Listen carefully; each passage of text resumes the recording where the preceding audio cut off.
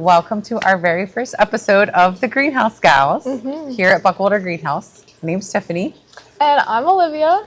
We're so excited to be offering this podcast to all of you.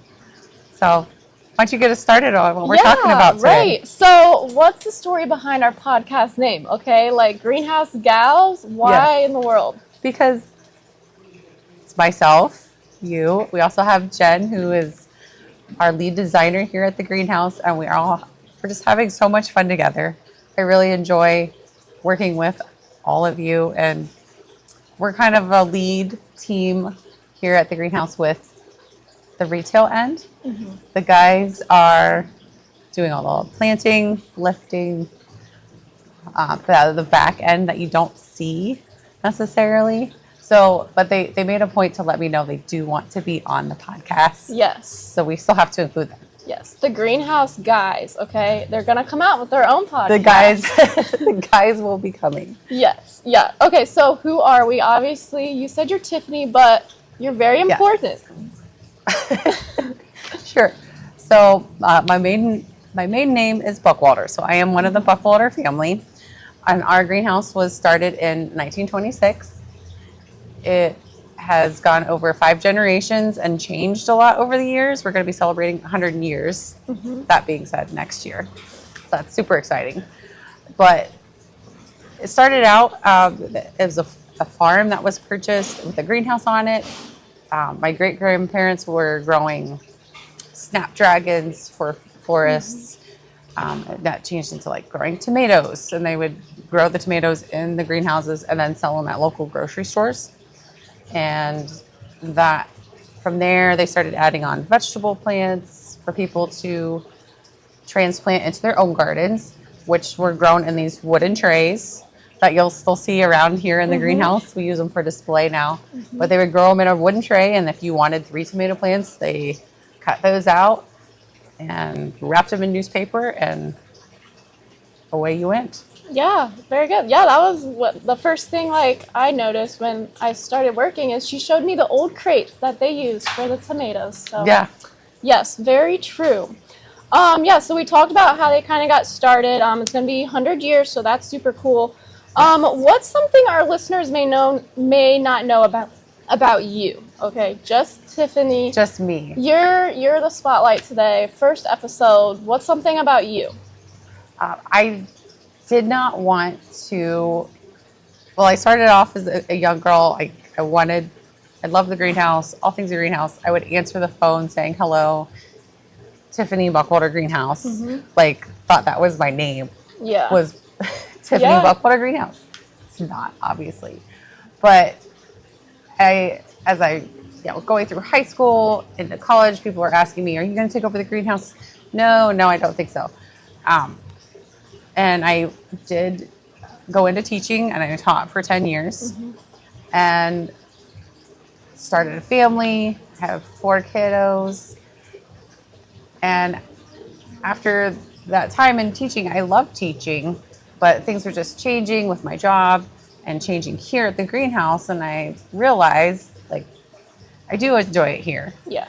And I enjoy the teaching aspect that I still get to have in educating customers and showing them how to do new things.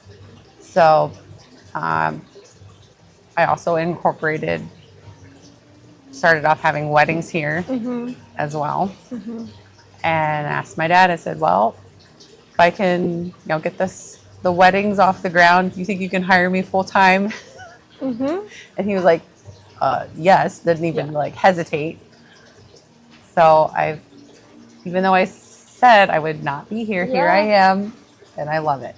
Nice. Yeah. Okay, so what's the best thing about being at the greenhouse now? I mean, right. Today is just the sunshine. It's February, and I'm surrounded by all this beautiful greenery and the wonderful sun and plants, and it's just a really happy atmosphere. I love having a place where people are excited to come to. Yes. It's not like the dentist or anything like that where they just dread going. Like, I hate the dentist. Yeah, me too. Good dentist, but it's just, I don't want to go. You want to go to the greenhouse. Yes. You want to be around everything colorful and growing and and living. So Yeah, good. Okay, so then what's the hardest part about running a business? the hardest is, well, specifically with a Yeah. greenhouse. If you're in the greenhouse industry, you know everything's kind of crammed into 3 months of the year, specifically the month of May. And so a lot has to happen in a very small amount of time. Yes. And so just being able to manage all those things Yeah. while still having a family that needs you, it's very demanding job, I guess. Yeah. You got to be organized. Yes. And it's not for the faint of heart Yeah. because not everything works out. Yeah. Not everything grows. You got to Uh-huh. sometimes there's crop failures, sometimes there's bugs. Sometimes the weather is ridiculously hot like last Right. year and it just burns everything up and you can't plant. Right. So, yeah. It's tough. Yeah. Very It's rewarding, true. but it's tough. Yeah. Yeah. For sure. Yeah, awesome. Okay, so let's talk about what we want to do. On this podcast, we do want to help you with just gardening advice and then just in general, like plants, house plants, just bringing life into your house and into your family, into your garden. So it's February. We're in Wayne County, Ohio. What can people do right now in February? Yes. That's a great question because everybody gets spring fever this time of year. Yes. And they come to the greenhouse just because they need to see something living. But that is a good, realistic question. Like, what can we do to get ready for like a vegetable garden is what you're asking. Right. I'd say in February, the best thing you can do is plan. Like, simply decide what do you want to grow. And if you've never had a garden before, that question should change into what do you eat the most of? Yes. Like if you eat a lot of, if you're eating something weekly, you may want to consider growing it, like lettuce or spinach. Or the other question would be, what's maybe an more expensive produce item that you would, or an item that you want to have control over what is put on it and what it's taking up into its system that you want to grow maybe organically, like tomatoes or cucumbers. So really deciding what you want to grow, and if you've never had a garden before, don't go overboard. Yeah. Like start with one tomato plant, Okay. one cucumber, not 5, not 10. And I do it myself. I've had everything from like just a patio pot of tomatoes to 50-foot long garden. And that changes with your life too. Yes. Like before I had kids, I had a huge garden. Okay. Now I have 4 I'm looking at, and I've done the patio pots, but this year I'd really like to have raised beds because I've been having, problems with my back, and I just want to know that it's really nice soil and it's easy to work up with my hands, and I don't have to bend over as far. So everybody who wants a raised bed, I totally understand. Yeah, now she's there. She made it to that point in I am life not where at that she needs the raised bed. I need a raised bed. Yeah. All right, very good. Okay, so but seed starting indoors, like we were making a vegetable planting, and like some of them do say February. Like, can we be starting seeds indoors now? If you want to start something early, the earliest I would look at are your early crops, like maybe chives, things that you can transition outside with it still being cold. Okay. So like chives take a while to get going. That's what we have started in here right now. If you want to try to get a little early crop of lettuce going or spinach, you could do that. But I would if you had a cooler place after they germinate to move them to that still gets a lot of sun, that would be something you could start getting going early. I like to do that. Actually, I have a sunroom that we don't heat. Yeah. And so I'll germinate some lettuce seeds in a bowl. It doesn't have to be a huge container. Right.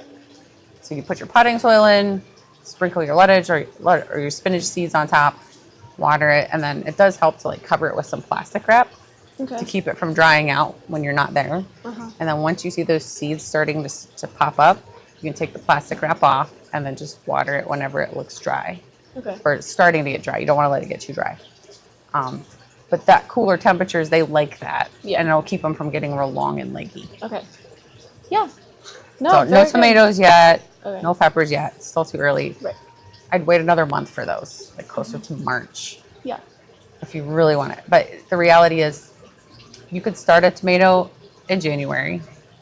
You're not going to get tomatoes any earlier Yeah. than anybody else. So it'll have a bigger plant, Okay. but you're not going to have a tomato any earlier than anybody else because they still are triggered by daylight Yeah. Yeah. and warm temperatures. They need to have the warm temps at night. So, yeah. If Yeah. you need something to do, you can start them, but it's not going to be any farther ahead than anybody else. Very good. Yeah, I think that's great. Like, yeah, just plan. Like, I have my little garden journal, and like, it's so fun. Like, just take all the gardening in and like make it a thing for yourself this year. Like, yeah, Yes. it's so fun. Just Journals to are literally great for plan. gardens. Yeah. It can be very therapeutic if you like to write things down, but Yeah. I found like I have a journal as well with my gardens, and I can look. Some years I've written more, some less, but it's helpful for me to look back at what I've done so I can know, oh, yeah, I need to grow maybe a couple more plants, or wow, that was a really great year. The weather was nice. No wonder I had such a great crop of corn and not this year because it was dry. And, things like that. So yeah, the gardening journals are good to have. Yeah, I love that. All right, well, that's pretty much it for our first episode on the Cool. Greenhouse Gals. Anything else, advice, tips, overall you want to give us? Oh yeah. No, I would say like send in our questions. Oh, yeah. Like give us questions that you would like us to address. Yes. As far as it could be gardening, it could be houseplants, flower containers, anything to do with that. We'd love to hear what your questions are. But yeah, I'd say overall like thought to end with today is with a vegetable gardening is there's nothing wrong with starting small and doing it well. That's okay. It's better to do it well and small, and then you can gradually work up to a bigger garden. Yeah, have good quality. And Absolutely. You'll be off to a And good start. feed them. Okay. Plants like to be fed. Very just like we good. do. Yeah, man, this will be so good. So many advice. We're gonna make your garden good this year, so Yes, it'll absolutely. be good. Yeah, Awesome. that's it. We'll see you on the next episode.